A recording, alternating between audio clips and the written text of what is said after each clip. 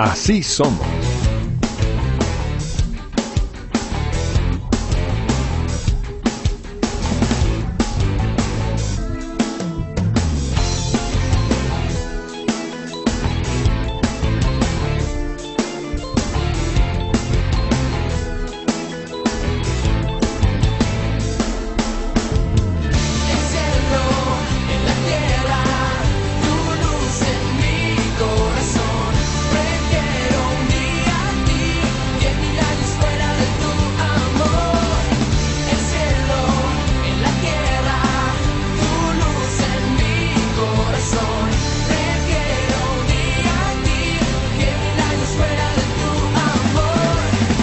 Este es el lugar de su presencia.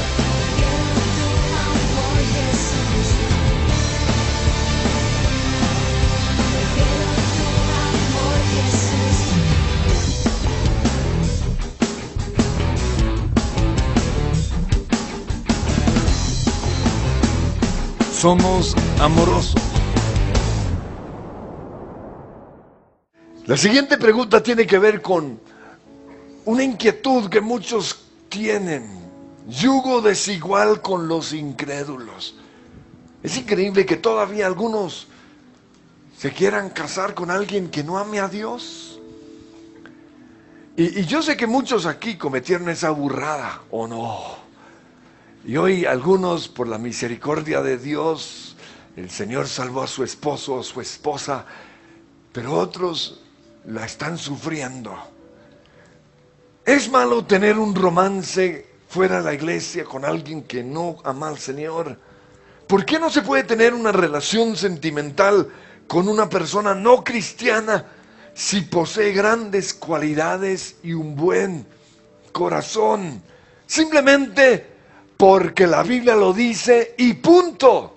Esa ha sido mi vida. Si la Biblia me dice algo, yo obedezco sin preguntas. Pero hay gente que sigue cuestionando. Hay gente que sabe más que Dios, que quieren hacer las cosas a su manera. Dice 2 Corintios 6:14, no formen yunta con los incrédulos, no se unan yugo desigual con los incrédulos, porque ¿qué tiene en común la justicia y la maldad? ¿O qué comunión puede tener la luz y la oscuridad? ¿Qué tiene en común un creyente con un incrédulo?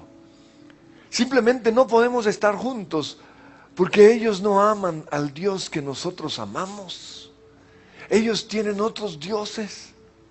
Ellos aman al dinero. Ellos aman el placer. Ellos aman las cosas de este mundo. Nosotros amamos a Dios. Y andarán dos juntos, dice la Biblia, si no estuvieran de acuerdo. Ellos no obedecen al Dios que nosotros obedecemos. Para ellos es locura muchas cosas que hacemos nosotros. Ellos no viven para el Dios que nosotros vivimos. En 1 Reyes 11:1 habla de Salomón. Dice que tuvo amoríos con muchas mujeres, moabitas, amonitas y edomitas, que procedían de las naciones de las cuales el Señor había dicho a los israelitas, y nos dice hoy a nosotros, su pueblo, no se unan con ellas, porque de seguro les desviarán el corazón para que sigan a otros dioses. Y desafortunadamente más adelante dice, con tales mujeres se unió Salomón y tuvo amoríos, y todas estas mujeres hicieron que se pervirtiera su corazón, y es posible que él no esté en el cielo. El precio que hay que pagar por desobedecer la palabra del Señor. Otra pregunta: ¿cómo manejar una relación con una persona mundana? Pues si son novios, acábela. No hay que manejar nada.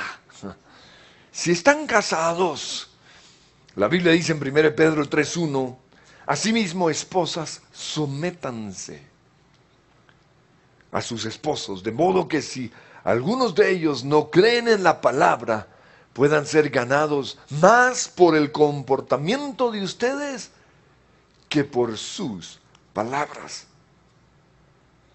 al observar su conducta íntegra y respetuosa. Habla de una vida que atraiga a ese esposo o a esa esposa al Señor. Lo mismo dice 1 Corintios 7:12. Dice, si estás casado con un incrédulo, no te separes. A no ser que Él quiera. Porque dice, quizás, ¿cómo sabes tú, mujer, si acaso salvarás a tu esposo? El propósito del Señor siempre es salvar a las personas. En otras palabras, si usted está casado con alguien que no ama a Dios, le toca sufrir un poco. Con el propósito de ganar a esa persona para el Señor. Tengo también una serie de preguntas con respecto al carácter. Dice una, ¿por qué un hombre cristiano juega con los sentimientos de dos mujeres a la vez? ¿Dónde estará ese desgraciado?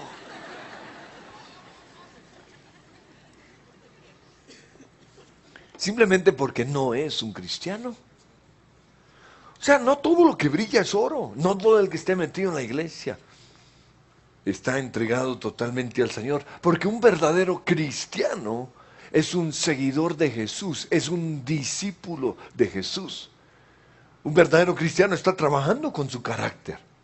Un verdadero cristiano crucifica todos los días la carne, crucifica todos los días sus deseos pecaminosos. Un cristiano o una persona que juega con los sentimientos de dos mujeres es lo que en la Biblia se denomina un cristiano carnal. Y hoy hay mucho cristiano carnal que solo han recibido a Jesús, pero siguen siendo gobernados por la carne, por los apetitos, por su egoísmo, por su lujuria, por sus pasiones.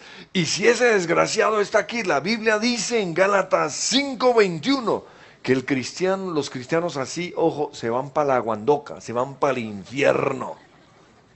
Dice, los que practican tales cosas no heredarán el reino de los cielos. Otra pregunta similar, ¿por qué algunos matrimonios cristianos se acaban?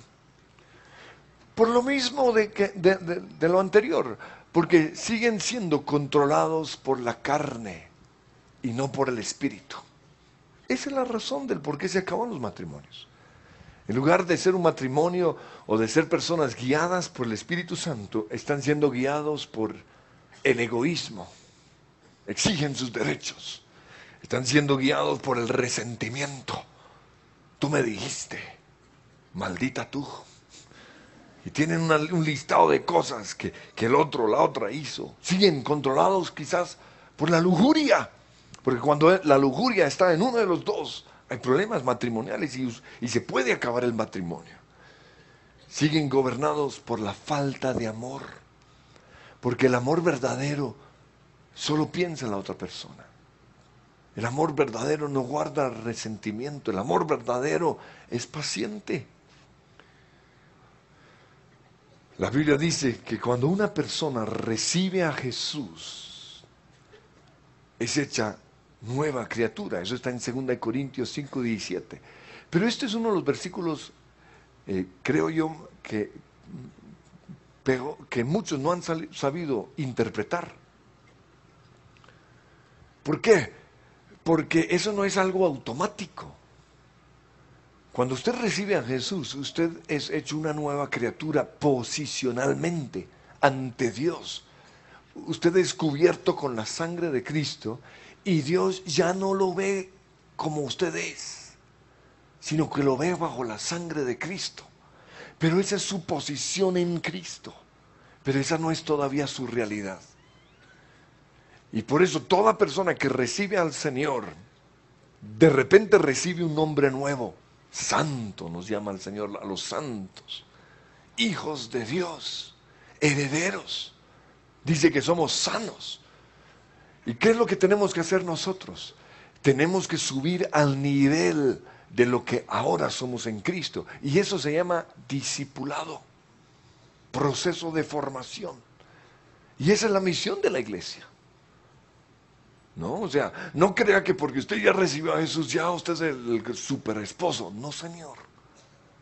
Usted es ante Dios una nueva criatura. En Cristo Jesús usted es un santo, pero ahora usted tiene que trabajar para llegar a ser como Jesús. En Filipenses 2:12 dice que tenemos que seguir trabajando en nuestra salvación. En Efesios 5:8 dice, ustedes antes eran oscuridad, antes eran tinieblas, pero ahora son luz. Pero una vez más dice, en el Señor, su posición en Cristo, son luz. Pero luego, y esta es la parte importante, vivan o empiecen a vivir como hijos de luz. Ustedes son cristianos, ahora empiecen a vivir como cristianos. Tú eres ahora un buen esposo, empieza a vivir como un buen esposo.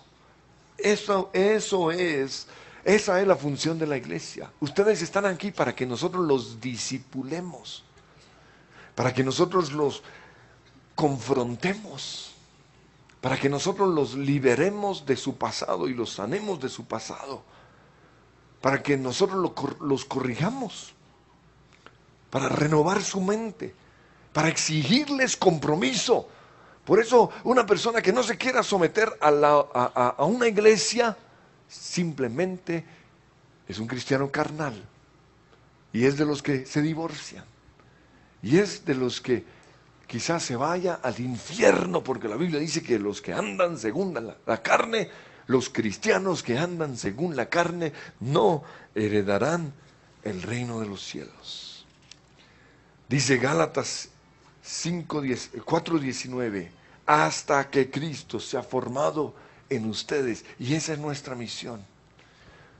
Hasta que Cristo sea formado en ustedes.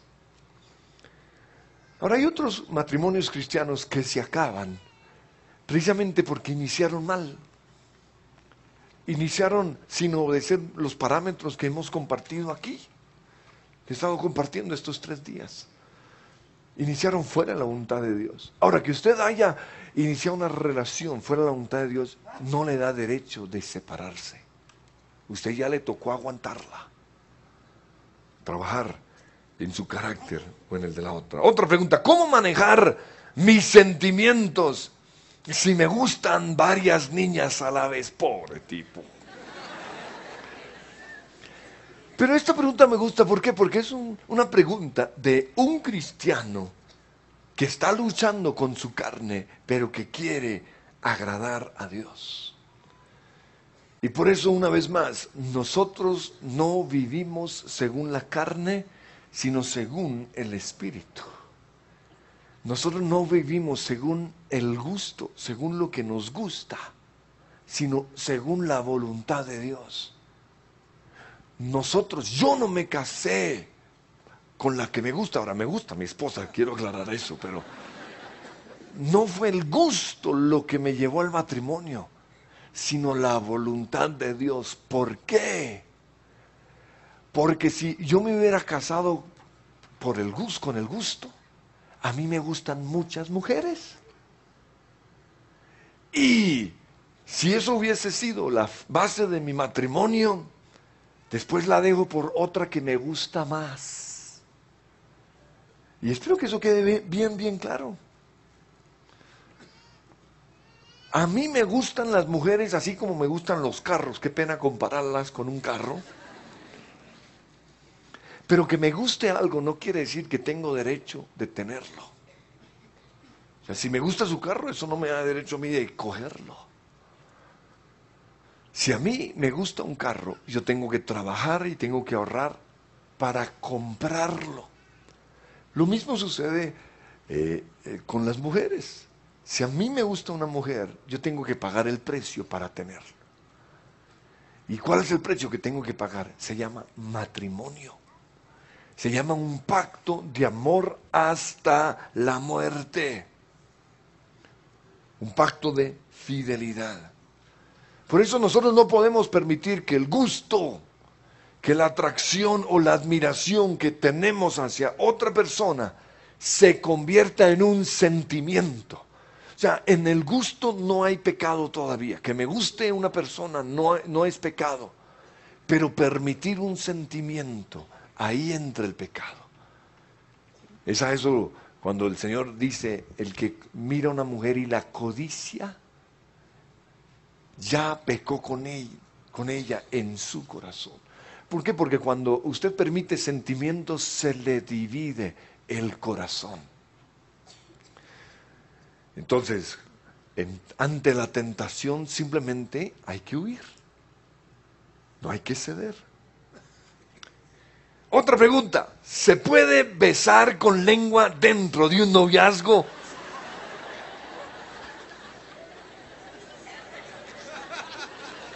Pues yo personalmente no me la quito para besar. Y yo sugiero que usted haga lo mismo.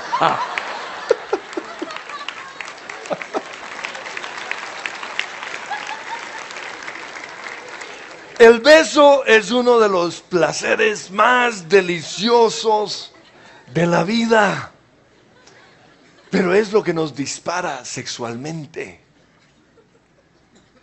Y eso es algo que quizás en la adolescencia muchos no saben. Yo no lo sabía. Yo cuando inicié mi noviazgo, yo pensé que el beso era algo que nos dábamos para saludarnos y para despedirnos. Pero era algo tan delicioso que nos demoramos como 10 minutos despidiéndonos, diciendo, ay, chao, chao. Ay, ya me despedí. No, ven. No, y era delicioso. Pero un día estábamos solos. Y ese beso de 10 segundos se prolongó. Y de repente comenzaron a suceder cosas que yo no sabía. Y digo esto para que sepan, yo no era un pecador, yo no era un lujurioso, pero Dios nos diseñó así. ¿No? Después de 20 segundos de beso se asomó la lengua. Y empezó esta mano a irse por donde no debía. ¡Qué gozo! ¿Qué va a pensar esa vieja? Entonces, pero le seguimos dando. Ustedes se ríen porque hicieron lo mismo. Pero yo creo que si tan solo me hubieran hablado de esto, y eso es lo que quiero decirle a los muchachos, ese es el problema con los besos largos, besos apasionados, que es algo sexual. Y cuando se prende la locomotora no hay quien la pare. Y por eso lo mejor es no prenderla. ¿Por qué? Porque cuando entramos en esa clase de relación, dejamos el amor fileo, el amor de pacto, el amor de amigos, el amor de personas que se gustan, pero que todavía no están preparados. Y entra la pasión, y entran los problemas, y entran las peleas, y entran los celos, y de repente ella se siente dueña de mí, yo me siento dueño de ella, y en lugar de ya llevar la relación dirigida por el Espíritu Santo y por la sabiduría de nuestra mente, somos llevados por el sexo. Y aunque quizás no se cometa o no se peque sexualmente, ya se está pecando. Y ahí es cuando uno empieza a involucrarse emocionalmente, sexualmente con la otra persona. Y dice 1 Corintios 7:9, si no pueden dominarse, que se casen. Y si no se pueden casar, terminen el noviazgo. ¿Por qué? Porque esto les va a traer mucho dolor. Dice, es preferible casarse que quemarse de pasión. Es preferible terminar el noviazgo o apartarse o establecer límites que quemarse de pasión. Porque la pasión destruye. Otra pregunta, ¿por qué es pecado tener relaciones sexuales antes del matrimonio si finalmente se van a casar una vez más? Porque el Señor lo dice y punto. ¿Cómo le va a preguntar a usted a Dios si Él es el que sabe todo? Y Él lo estableció de esa manera, para protegernos. Porque sexo antes del matrimonio es eros, sin la protección de ágape, sin la protección de fileo, sin la protección de un compromiso. Y el resultado, o debido a esto, ya es lujuria. Y lujuria es lo que daña los matrimonios o las relaciones. Ahora también, y Dios es sabio, sexo antes del matrimonio es la razón de por qué hoy muchos no toman la decisión de casarse. O sea, ¿para qué casarme con ella si tengo lo que quiero sin tener que comprometerme, sin aguantar su cantaleta, sin tener que estar atrapado de por vida? Y eso es el plan del enemigo. Esto es lo mismo que comprar a crédito. Parece bueno porque usted ya tiene el producto, pero usted tiene una deuda. Y Dios, o sea, por eso Dios, con respecto a las deudas, dice, no debáis a nadie nada. Y con respecto al amor, dice, espera hasta el matrimonio. ¿Cómo permanecer siempre fiel? Es otra pregunta. ¿Y cómo orar para que Dios me ayude a no ser infiel con mi pareja? Pues tanto la fidelidad como la infidelidad son un acto de la voluntad. Usted es el que decide ser fiel o no ser fiel. El problema con muchos es que no pueden ejercer la voluntad, no tienen dominio propio. Eso quiere decir que perdieron, ellos no son la cabeza de su propio cuerpo, no han ganado la victoria sobre su propio cuerpo. Y son arrastrados, ¿por qué? Por los demonios, son arrastrados por la corriente de este mundo, por lo que este mundo dice.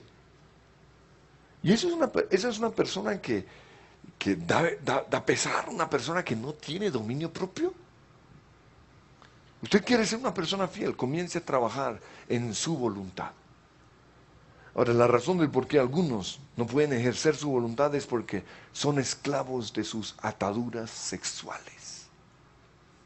Son esclavos del sexo, la pornografía, el adulterio, ya perdieron su libertad y están siendo controlados por demonios. Otros porque fueron víctimas de una traición y no han perdonado. Por eso es tan importante los procesos de perdón. Porque si usted no perdona una traición de su pasado, usted seguramente va a ser un traicionero. Porque hacemos lo que nos hicieron. O quizás usted está resentido en contra de su papá porque fue un infiel, dejó a su mamá, y usted está siguiendo las mismas pisadas de su papá. Por eso, una vez más, para eso está la iglesia. Todo lo contrario a lo que muchos creen, entre más involucrado usted esté en la iglesia, más éxito va a tener su matrimonio. Pero algunos dicen, no, es que nos vamos a casar, por eso no podemos volver al grupo. Todo lo contrario. Para que su matrimonio dure toda la vida, el Señor tiene que ser el centro de ese matrimonio. ¿Cómo puedo reivindicarme con Dios después de haber tenido relaciones sexuales sin querer a la persona? En primer lugar, usted tiene que confesar su pecado a Dios. Usted tiene que tener un verdadero arrepentimiento. Pero en segundo lugar, usted tiene que restituir con la otra persona. Eso quiere decir que usted tiene que ir y reconocer su pecado tal como fue. Yo tuve relaciones sexuales contigo sin amarte, sin quererte. Pero tenga presente lo siguiente: sexo sin amor es abuso sexual. Por eso usted tiene que aguantar las consecuencias, quizás una patada, una cachetada, o que dañen su imagen ante otras personas. Y es que algunos dicen, no, es cristiano, que usted fue el que pecó. Y la Biblia dice que nuestro pecado nos perseguirá. El pecado deja una marca. Ahora, yo personalmente creo que toda relación sexual fuera del matrimonio es no amar a la persona, es abuso sexual. es egoísmo. Entonces, la verdad, todos aquellos que tienen sexo fuera del matrimonio tienen que hacer la misma oración y arrepentimiento. ¿Puede Dios transformar los deseos sexuales que he tenido con mi novia y convertirnos en una pareja que lo honra? Pues yo no sé por qué a Dios le ponen tanto trabajo. ¿Cómo así que puede Dios? Le toca a usted. Dios no lo metió en ese problema. Fue usted. Por eso, tanto usted como su novia tienen que trabajar en sus ataduras sexuales. Y los dos tienen que establecer límites en su relación. Si a mí me gusta mucho una persona que es la idónea para otro, ¿cómo hacer para que Dios me la dé? ¿Qué tal? Tan descarado ese. Lo que Dios le va a dar es un juetazo. Ni se le ocurra pensar que Dios le va a dar la idónea de otro, o la idónea que ya fue apartada para otro. Pregunta sobre el noviazgo. ¿Cómo es un noviazgo que glorifica a Dios? ¿Cómo llevar un noviazgo con... Muchas preguntas, las resumo brevemente. ¿Cómo llevar un noviazgo con excelencia para Dios? Según Dios, ¿cómo debe ser el noviazgo? ¿Cuál es la mejor forma de llevarlo? ¿Cómo se construye un noviazgo con las bases de Dios? ¿O cuál es la fórmula para que un matrimonio dure toda la vida? La fórmula para que un matrimonio dure toda la vida es tener un noviazgo que glorifica a Dios. De ahí empieza, ese es el fundamento. Por eso es tan importante lo que estoy compartiendo. Por eso es tan importante que los adolescentes, los jóvenes, conozcan lo que dice la Biblia. ¿Cuál es el noviazgo que glorifica a Dios? En primer lugar, es un noviazgo en el tiempo de Dios y con la persona correcta. Fuera del tiempo no glorifica a Dios. Con una persona que no es la que Dios tiene para usted, no glorifica a Dios. En segundo lugar, es un noviazgo que acerca a los dos a Dios. ¿Por qué? Porque el plan de Dios con todas nuestras vidas es que establezcamos su reino. Por eso cualquier noviazgo que aleje a la gente de la iglesia o los aleje de Dios no glorifica a Dios. Y es que muchos me dicen, o nos dicen, no hemos podido volver al grupo, pero aquí estamos pegaditos a Dios, pura paja. Un noviazgo que glorifica a Dios los mete en la iglesia. Eso fue lo que me pasó con mi esposa. En lugar de dejar la iglesia nos metimos más. La pasión ardió en nuestro interior. Esa es la marca de un noviazgo que glorifica a Dios. En tercer lugar, es un noviazgo con propósito. ¿Y cuál es ese propósito? El matrimonio. Y cuando tenemos como un propósito casarnos, ¿qué hacemos? Ahorramos, trabajamos, establecemos límites. ¿Todo para qué? Para el matrimonio. Pero no solo tiene el propósito, no solo tenemos el propósito de casarnos, sino el propósito de servir a Dios, el propósito de adorar a Dios, el propósito de que nuestra relación y nuestros dones sean para la gloria del Señor. Cuarto lugar, es un noviazgo en donde de común acuerdo han establecido límites para no embarrarla. Y comparto los límites que nosotros establecimos con mi esposa. No estar a solas. No dar papaya. No tener besos prolongados. No, y como habíamos establecido los límites, después de 10, 15 segundos, uno de los dos decía, ya no más. Y es duro porque uno se siente rechazado. Pero cuando uno ha establecido los límites, uno sabe por qué es. Y yo recuerdo que cuando nos pasábamos y ya llevamos 30 segundos, y ella decía, no más. Y yo me paraba y arrancaba a correr. Y salía rojo y me metía al carro. Me iba con la ventana abierta. para que cuando llegara a casa mi mamá no supiera qué había pasado. ¿Por qué tan rojo, mijito? Calor. El poder de un beso. No hacer visitas en la cama. Yo no estoy, y yo les he dicho, no estoy de acuerdo que el televisor esté frente a la cama. Y esta es una de las razones. Es peligroso. Una razón por la cual usted no debe tener frente al televisor de la cama es porque ese colchón es costosísimo. ¿Para qué gastarlo? Pero el otro es porque si sus hijos están viendo televisión ahí, es un terreno muy peligroso.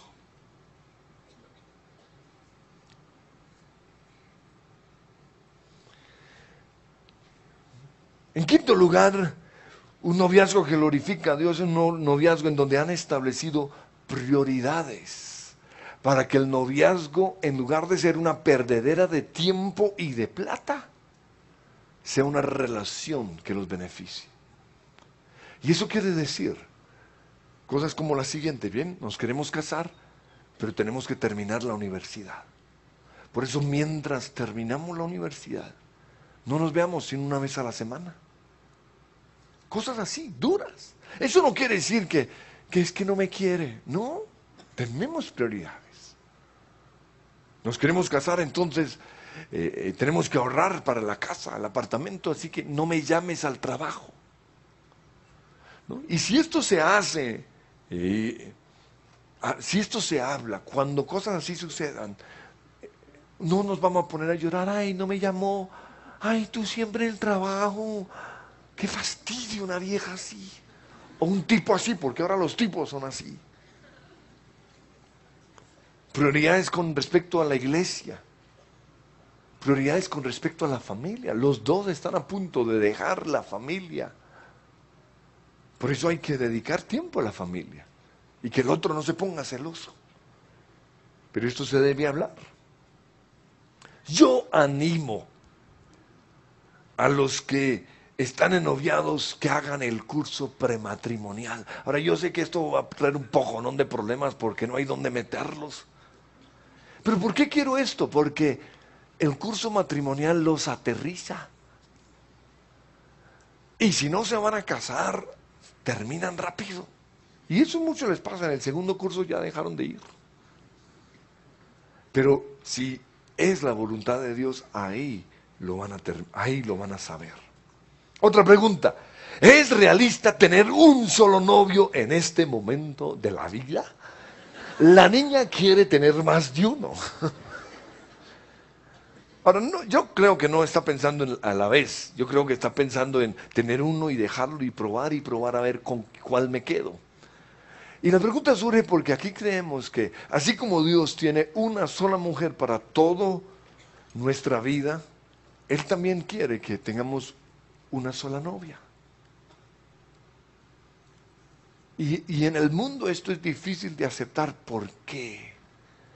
Porque en el mundo el placer está en probar muchas bocas, en estar con muchas personas, en satisfacer los deseos.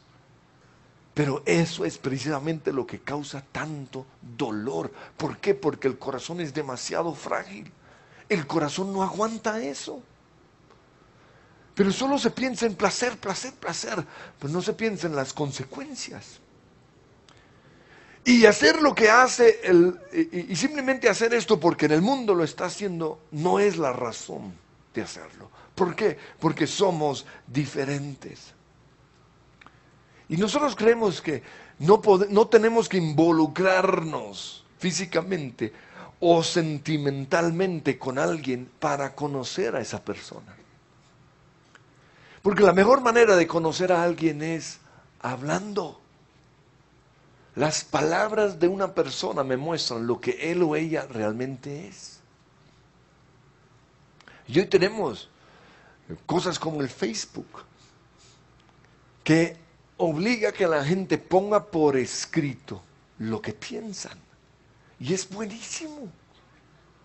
Porque así usted se puede desilusionar de ese guapo, porque dicen unas babosadas. O por otro lado, usted puede conocer algo de otra persona impresionante. O sea, usted no tiene que estar besando al tipo para ver si él es. Óigalo cuando habla. Hágale preguntas. Vea sus reacciones. Y por más ganas que tengas de besarlo, porque cuando estamos con alguien que nos gusta, está el deseo de besar, es obvio. Pero por más ganas que tengas de besar al tipo, no lo hagas sino hasta que estés segura de que es el hombre con el cual quieras estar el resto de tu vida. Si es necesario, besa una almohada. O te presto a mi perro Choco. Se da besos deliciosos. Otra pregunta, ¿cómo puedo saber si mi novio es virgen? Pregúntale. No, estoy bromeando. No es una pregunta sabia, ¿por qué? Porque es entrar en un terreno caliente, podríamos decir. Sin embargo, entiendo la razón de la pregunta. Aquí hacemos énfasis en lo importante de llegar al matrimonio vírgenes, que es lo que el Señor quiere. Y una persona que se ha guardado, obviamente quiere que la otra persona también se haya guardado. Y por eso quizás esta persona quiere saber, hey, ¿es o no es?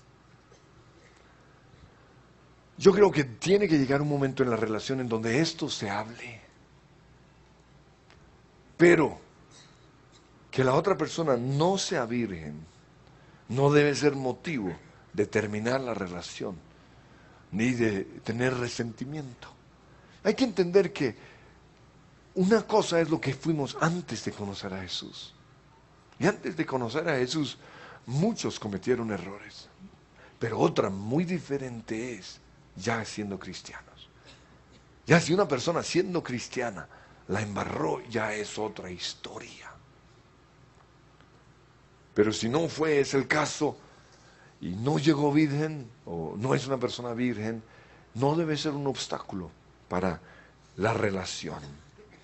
Tengo también una serie de preguntas acerca de relaciones conflictivas. Personas que están ya ennoviadas y que tienen problemas. ¿Qué pasa? Dice, si empiezas una relación y todo es difícil. O ¿cómo combatir los celos? Ok, una pregunta de un hombre frustrado. ¿Cómo entender a las mujeres? Pues lo respondo con una ilustración que nos dio Marcos Witt cuando estuvo aquí. Él dijo que en una ocasión Dios se le apareció a un hombre y le dijo, hey, ¿qué quieres que te dé? Pídame cualquier cosa y te lo daré. Y lo pongo en términos colombianos, era un colombiano, un costeño.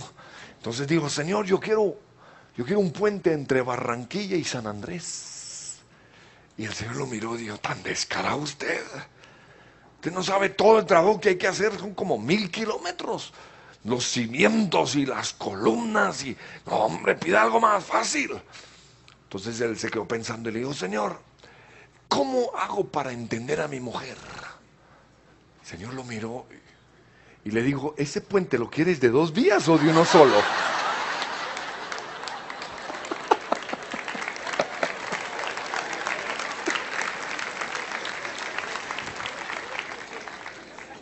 Las relaciones son difíciles porque somos egoístas, somos orgullosos. Todos aquí tenemos inseguridades. Por eso, en lugar de ver las dificultades, los problemas o lo difícil de una relación, en lugar de verlo como un problema, debemos verlo como una oportunidad que Dios nos está dando para trabajar en nuestro carácter. Y eso fue lo que yo entendí. Al comienzo yo siempre quise cambiar a mi esposa y lo mismo quiso ella hacer conmigo. Pero nos dimos cuenta que ese no es el propósito de Dios. El propósito de Dios y lo que hace el matrimonio es sacar lo peor que hay en nosotros. Sacar nuestro egoísmo, sacar nuestra violencia. ¿Pero con qué propósito? formar nuestro carácter, darnos cuenta de lo que nosotros somos. El problema en la mayoría de las relaciones es que creemos que el que debe cambiar es la otra persona. Pero lo que Dios quiere es cambiarnos a nosotros. Ahora, es muy diferente si las dificultades en una relación son violencia, infidelidad sexual o ataduras sexuales, es decir, que el otro es un depravado. En esos casos, la relación se debe terminar. Usted no puede tener un noviazgo en donde hay violencia. No puede tener noviazgo con una persona que es infiel o que ya le ha sido infiel. O con una persona que tiene ataduras sexuales. Es necesario terminarlo. Y si esa persona se rehabilita, ahí usted ya en oración lo debe considerar. Finalmente, unas preguntas con respecto al despecho. ¿Cómo puedo superar una traición? Pues esa es la pregunta que todo el mundo se hace. Esto es lo que ha inspirado miles y miles de cantos. ¿Cómo? Dice Gloria Estefan, ¿cómo se cura una herida? Y así, usted se va a dar cuenta que casi todos los cantos tienen que ver con esto. ¿Cómo superar el rompimiento de un noviazgo? ¿Cómo renunciar a la persona que no es correcta? Pues uno de los dolores más difíciles de superar es el dolor del corazón. Es tan doloroso, ¿por qué? Porque cuando se termina una relación, sentimos que nos han arrancado el corazón. Y eso es precisamente lo que sucede. Y duele más que un dolor físico. No, porque el dolor físico, pues, se supera. Pero el dolor del alma, el dolor del corazón, es supremamente doloroso. Por eso el Señor dijo, de todas las cosas, guarda tu corazón, protégelo. No permitas que te hagan daño porque te va a doler demasiado. Así que tratar de huirle al dolor del despecho o pedir que les demos una solución para que no sientan dolor es imposible. Es necesario pasar por el duelo. Pero la tendencia de muchos, el problema con muchos es que ahogan la pena con el trago o con la rumba. Y eso es peor. ¿Por qué? Porque el dolor va a seguir, solo que está ahogado. Y hay mamás que dicen, ay, saquen a mi hijo a rumbear, que es que tiene una pena, qué vieja tan bruta. Es necesario que aguante el dolor. Lo otro que muchos hacen es sacar el clavo con otro clavo, también una burrada. ¿Por qué? Porque ahora tiene clavado 2 clavos. Eso no sirve. Sí, aparentemente se le olvidó el otro clavo, pero no es cierto. Quedó enterrado en el corazón. Otros quieren añadir a su tormenta más dolor. Y llaman a la amiga, ay, cuéntamelo todo, yo lo quiero saber todo, todo, todo, todo. Masoquistas. Muchos hacen lo que yo hice. Me encerré a oír música secular. Y no, esto no sirve. Esto no sana el corazón, sino que lo daña más. Profundiza la herida. Entonces, la pregunta es, ¿qué debemos hacer? En primer lugar, confesar el pecado de haber tenido una relación fuera de la voluntad de Dios. Hay que reconocerlo como pecado. Señor, me equivoqué, no te consulté. En segundo lugar, hay que desligarnos de la otra persona. Una oración que enseñamos aquí en los pasos. Hay que desligarnos mentalmente, emocionalmente, físicamente y sexualmente, si fue el caso. Tengo que desligarme. Tengo que renunciar al ídolo que hice de la otra persona. ¿Por qué? Porque se convirtió en mi Dios. Y uno se da cuenta del Dios que es precisamente en un momento de rompimiento. Porque se fue con otra y seguimos sufriendo por él. O sea, no tiene sentido. Pero es porque es un ídolo. Y hay que renunciar a ese ídolo. Hay que romper todo lo que nos puede mantener ligados a esa persona. Cartas, fotos, recuerdos, hay que sacarlos. Si le regaló una corbata, quémelo. Lo otro que hay que hacer es mantenernos ocupados. Quitar nuestros ojos de nosotros mismos, de nuestro dolor, de nuestro problema, y ponerlo en Dios. Mantén tus ojos en Cristo. Pero también poner los ojos en otras personas. Empezar a ayudar a otros. Busque algo que usted pueda hacer a favor de otros. Lo otro que yo recomiendo que se haga es dormir oyendo predicaciones. ¿Por qué? Porque lo más difícil en un tiempo de despecho es dormir. Porque nuestra mente sigue pensando en el problema. Pero cuando yo oigo una prédica, estoy oyendo la palabra del Señor. Y yo no sé con respecto a ustedes, pero a mí algo que me duerme son las predicaciones. Entonces, bienvenido, pueden dormir oyéndome a mí. Oír alabanzas es otra cosa que debemos hacer. No que puede hacer, no, debe hacer. Todo el tiempo tiene que estar oyendo alabanza, pero también tiene que estarlo cantando. No es suficiente con oírlo, usted tiene que cantarlo. Y lo otro que hay que hacer es perdonar, hacer un proceso de perdón. Perdonar el daño emocional, el tiempo perdido, las palabras o las promesas no cumplidas, perdonar. En mi despecho yo estuve totalmente solo, no tenía con quién hablar. ¿Por qué? Porque nadie estaba de acuerdo con esa relación. Por eso cuando ella me terminó, yo estuve solo en mi dolor y fue muy difícil. ¿Y qué hice? Me encerré en el cuarto a oír música.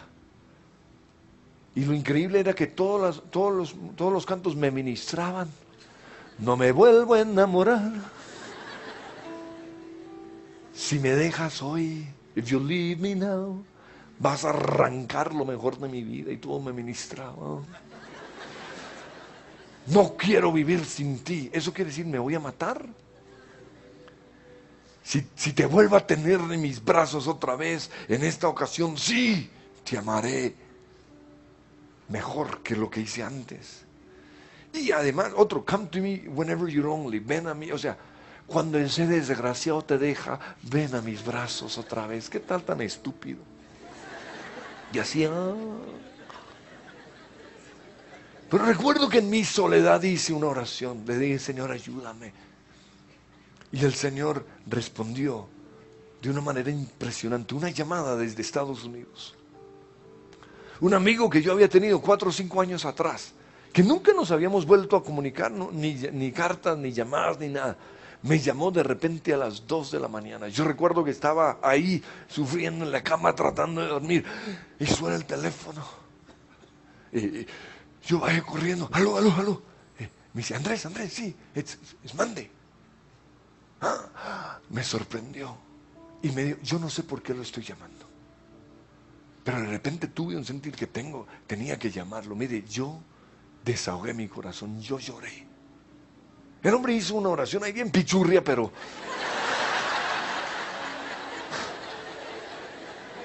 no fue gran cosa, pero esa llamada fue un detalle de Dios, diciéndome, estoy pendiente de ti, no estás solo. No, son los detalles del Señor que marcan nuestras vidas. Y en ese momento yo cambié mi actitud, cambié la música de manera inmediata, volví a poner alabanzas, empecé a oír predicaciones en las noches. En el carro iba con alabanzas, pero mi mente cada nada volvía y pensaba, hasta que de repente vino una idea, y creo que fue Dios hablándome. Digo, ¿quién fue el que te dio gozo? ¿Quién te dio la alegría en tu vida? ¿Esa niña o yo? Y yo me di cuenta que el gozo en mi vida es Dios. Y empecé a cantar un canto en inglés. Dice, this happy face that I'm wearing, esta cara de felicidad que estoy llevando, Jesús me la dio para que se quedara allí.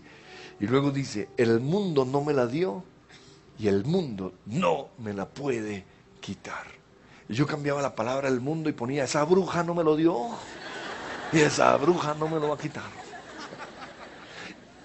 Un día cantando eso, fui sanado. Impresionante. O sea, mi despecho duró una semana, pero después de esa llamada, 1 o 2 días, salí de allí. Hice un proceso de perdón con el tiempo. Y muchos dirán, hey, ¿uno cómo sabe que está sanado? Uno sabe que está sanado porque como dice en Job, te acordarás, Job 11:16, te acordarás de tu miseria como aguas que pasaron. O sea, uno se acuerda de lo que pasó, de la miseria, pero ya no hay dolor. Y yo no sé por qué, porque empecé a cantar, desde que te fuiste ya mi vida ha mejorado. Desde que te fuiste, tenía unas ganas de llamarla, desde que te fuiste, se fue. Amén. Cerremos nuestros ojos. Señor, te damos gracias. Te damos gracias, Señor, porque tú eres el gozo de nuestra vida. Contigo estoy completo. Contigo estoy totalmente realizado. ¿A quién tengo yo en los cielos sino a ti? Y fuera de ti, nada deseo. Te anhelo a ti. Te necesito a ti. Tú me llenas, Señor. Tú me sacias. Perdóname, Señor, por confiar en una persona. Perdónanos, Señor, por esperar que Él sea o que ella sea el gozo de nuestras vidas. Hoy te pido, Padre Dios, que estés ministrando a los que están pasando miseria, aflicción, para que esa situación que hoy están viviendo, o esa situación de quizás 4 o 5 años que aún no han sanado, pueda ser como aguas que pasaron y puedan acordarse de ella como algo que quedó en el pasado.